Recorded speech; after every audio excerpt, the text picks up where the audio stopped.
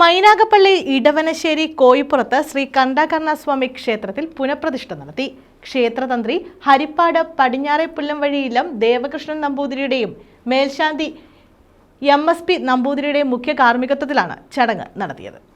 മൈനാഗപ്പള്ളി ഇടവനശ്ശേരി കോയിപ്പുറത്ത് ശ്രീ കണ്ടാകർണസ്വാമി ക്ഷേത്രത്തിലാണ് പുനഃപ്രതിഷ്ഠ നടത്തിയത്. ക്ഷേത്രതന്ത്രി ഹരിപ്പാട് പടിഞ്ഞാറേപ്പുല്ലം വഴിയിലം ദേവൻകൃഷ്ണ നമ്പൂതിരിയുടെയും മേൽശാന്തി MS P നമ്പൂതിരിയുടെയും മുഖ്യ കാർമ്മികത്വത്തിലാണ് ചടങ്ങുകൾ നടന്നത്.